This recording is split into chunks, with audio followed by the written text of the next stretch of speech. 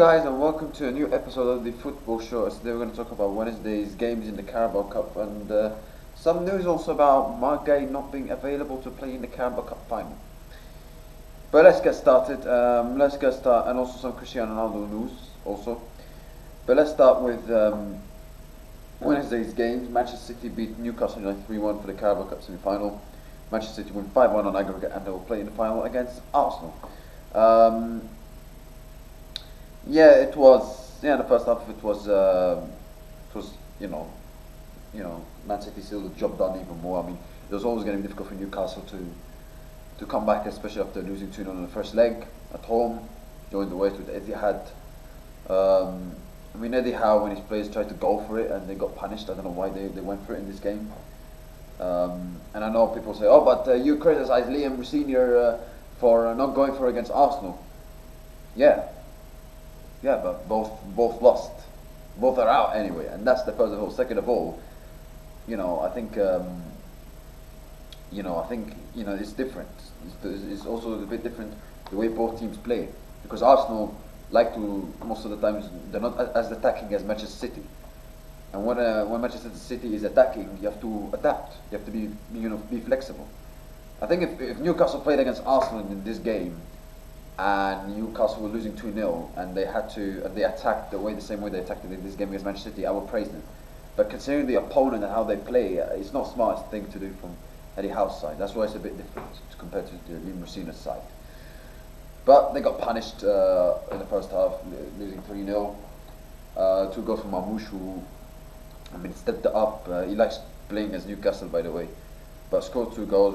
Reinders scored as well. It was looking good for Manchester City. However, Newcastle created some chances. They caused some problems, particularly second half. But you have to say, City took foot off the gas and they were winning 3-0. Elanga scored. The City defensively, they can be still shaky at times. So that's the concern, I think, from City fans' side. That sometimes when they lose possession, they defensively look quite shaky still. So yeah, but City go through, and the City won 3-1, and they go through to the final of the Carabao Cup, and they'll face against Arsenal, the rematch of the 2018 final. Obviously, it's a long way from that final. Still like 1.5 months to go for that final. Things can happen. There could be injuries. Who knows? Who knows what could happen from now until the build up to that final.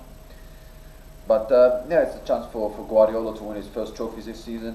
It's a chance for Mikel Arteta to win his first trophy since 2020, official trophy, because not many people include the Community Shield. I think both teams have a good chance of winning that final. That's for sure. And it's going to be a fascinating final for that one. I'm pretty sure of that, between these two very good sides, and probably the two best sides in the country right now, I have to say, between Arsenal and Manchester City. Will that final decide who's going to win the Premier League? I don't know, but I don't think so. I think if you could say in both sides, you could make a side that if City or Arsenal win it, it will give them an extra edge to winning the Premier League.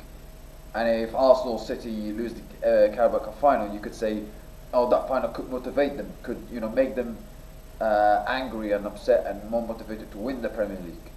So it's difficult to say. You can have it in both ways, but I don't think that final is going to be decided for who's going to win the Premier League. So in my opinion, I think if it was going to be decided, it should be that game in 18th of April between these two at the Etihad.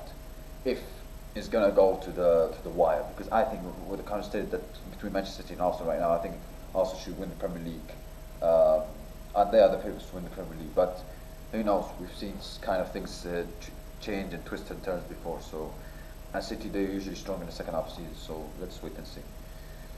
But also, Mark Gay cannot play with the Carabao Cup final because he's cup tied. He played for Crystal Palace in the same competition, and he cannot play the final for Manchester City against Arsenal in that final. Guardiola was speaking about it after the game, and he said, "Why the guy we paid for and you cannot play the final? We paid the money for him. We buy him to play for us. Why cannot he not play?" However, the FAL and the Carabao Cup did not listen to Guardiola's advice, and they are saying that they're not going to change the rules. I understand why the fans of Man City and Guardiola are not happy. Maybe because they say the rules is a bit nonsense, and I kind of get it to some extent. But what doesn't make to me any sense is that Semenyo also played for Bournemouth in the same competition, and he was allowed to play for Man City in the first leg, and he scored or 2 goals because he had that ridiculous disallowed goal. So why was he allowed to play and Maguire is not allowed to play? It's kind of strange, but according to the rules, you can make changes before the first leg of the semis. After that, even if you bring any players who are cup tied, they'll be not allowed to play the second leg of the semi-final or the final, as Maguire didn't play in this match. Which again, I find it very, very strange. Why cannot play? Like, yes, I understand you have to. According to the rules, it's correct, but like, I feel like Semenyo can play, but Gay cannot play. And why is the deadline that you can't change your players before the first leg semi-final, but you cannot do it after that? And doesn't make any sense. Why is it in that specific deadline? I know they changed the rules this season, but it feels like why, you know? So, and yeah, you might say Arsenal fans were saying in social media that they also had a goalkeeper cup tie that was Neto, and he was not allowed to play in the semi-finals. So that's why they had to play with Raya, the first choice goalkeeper for the semi-finals against Newcastle, which I understand, but the problem is that's a bit different because Guardiola wants Gate for City defensively to be strong, whereas Arsenal, they had a first choice goalkeeper available and he was fit, Raya, so he could easily play, no problem. That's why it's a bit different in terms of both teams' complaints side. So, yeah, listen, I understand the rules, you have to respect the rules, and according to the rules it's right, but again, should it be that way?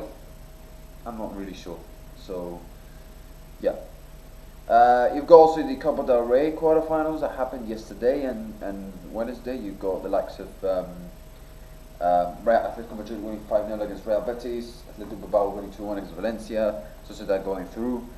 The semi-finals is going to be between Barcelona, Sociedad, Bilbao and Atletico Madrid. I think Barcelona should win the Copa del Rey. They're the favourites, but who knows, in this kind of competitions anything can happen. You also got the Coppa Italia, whereas Inter and Atalanta went through. Atalanta absolutely smashed Juventus 3-0. Juventus go through. However, other 2 quarterfinals still to be played. Napoli against Como and Bologna against Lazio. And yeah, that's it basically. But we've got the news of also Cristiano Ronaldo. He's not going to play the game against Al Ittihad today, and he's on strike.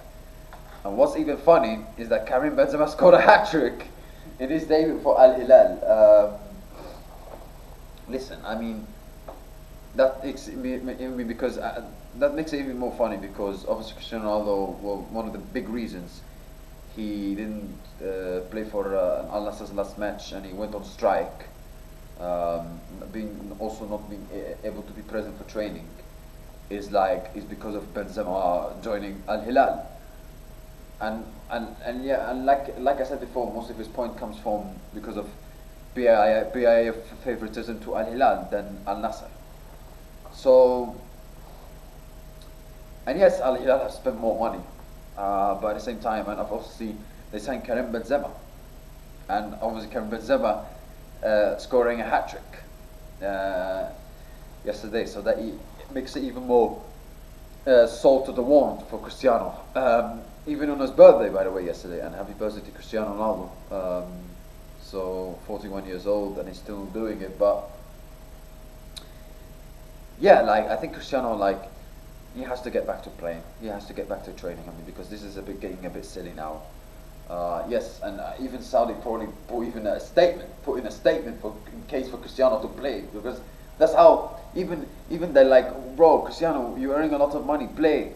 I mean, you're an employee at Al Nassr. You should play. Like, I know he's Cristiano Ronaldo and he's famous and he's one of the greatest players of all time. But come on, don't be. It's not that sick. And you're not gonna play against Al Ittihad. Like Al Nassr need you for to fight for the title to beat Al Hilal. And you don't want to play. Like, yes, I understand you're upset, but control your upset, control your anger, and play.